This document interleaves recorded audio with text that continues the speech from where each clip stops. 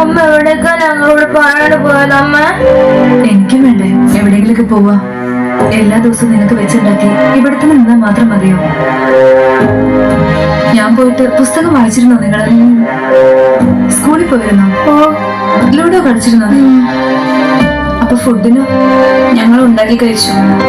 8 മണി വരെ ഉറങ്ങിയിട്ടും ഫുഡ് ഉണ്ടാക്കി സ്കൂളിൽ പോകാൻ കഴിഞ്ഞോ? ഞങ്ങൾ 5 മണിക്ക് എണീക്കാറുണ്ട്.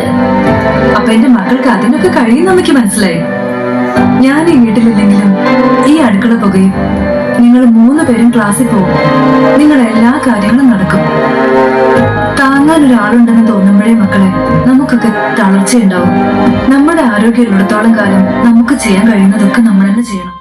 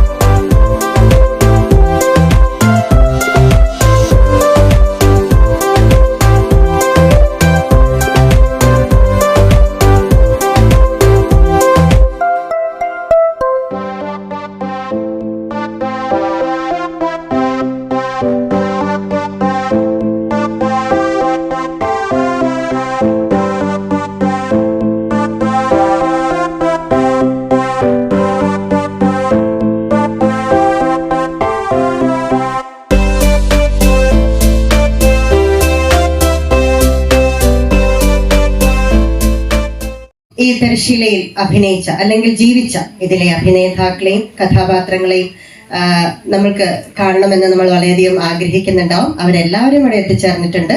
ഏറെ സന്തോഷത്തോടെ ആത്മാർത്ഥതയോടെ അവരെ ഞാൻ ഈ വേദിയിലേക്ക് ക്ഷണിക്കുകയാണ്.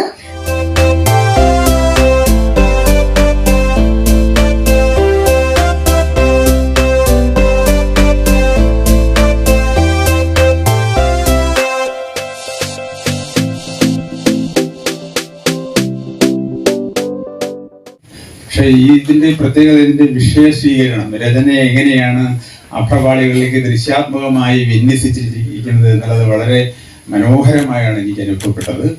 എന്ന് മാത്രമല്ല, നമ്മളുടെ ഇടത്തരം വീടുകളിലൊക്കെ സംഭവിക്കുന്ന പ്രശ്നങ്ങൾ, നമ്മളുടെ ജാഗ്രത കുറവുകൾ, നമ്മളുടെ അലസത ഏതെല്ലാം ദുരന്തങ്ങളിലേക്കാണ് നമ്മളെ കൊണ്ടുപോകുന്നത് എന്നുള്ളൊരു പ്രശ്നത്തെ വളരെ ഭംഗിയായി ആവിഷ്കരിക്കാൻ അദ്ദേഹത്തിന് കഴിഞ്ഞിട്ടുണ്ട്.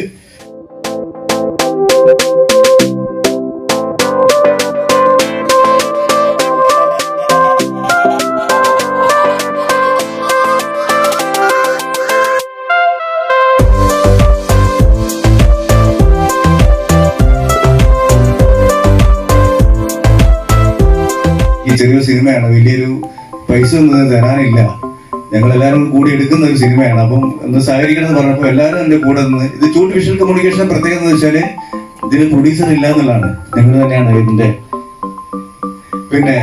ഇതിനൊരു പരിഗണുള്ളത്. അപ്പൊ എല്ലാവരും കൂടി ഇടുന്നതാണ്. പിന്നെ ഏതൊരു സിനിമാക്കാരനും ഒരു സിനിമ ഉണ്ടാക്കണമെങ്കിൽ ഒരുപാട് സാങ്കേതികത വേണം. ഇതിൽ ഏറ്റവും കൂടുതൽ എനിക്ക് നന്ദി പറയാനുള്ളത് നടുത്തൊടി വിജയേട്ടനോടും ഫാമിലിയോടാണ്. ആ വീട് കിട്ടിയില്ലെങ്കിൽ ഈ സിനിമ നടക്കുമെന്ന് തന്നെ പറയാം. കാരണം അങ്ങനത്തെ ഒരു വീടാവണം. ആ വീട്ടിൽ 2 മണിയൊക്കെയാണ് ഷൂട്ട് തീരുന്നത്. അത് വരെ ഞങ്ങളെ കൂടെ നിന്ന് ആ അടുക്കളയിലുള്ള എല്ലാ സാധനങ്ങളും ആ വീട്ടുകാരതാണ്, ഞങ്ങളുടെ കൂട്ടൊന്നുമല്ല. അങ്ങനെയാണ് അത് ഉപയോഗിച്ചത്. അപ്പോൾ വന്നവരോടും കൂടെ വർക്ക് ചെയ്തവരോടും എല്ലാവരോടും ഒരുപാട് ഒരുപാട് നന്ദി. ഇനിയും ഇതുപോലെ നമുക്ക് ഒരുമിച്ച് കൂടാൻ കഴിയാൻ പ്രാർത്ഥനയോടെ നിർത്തുന്നു. ബന്ധം.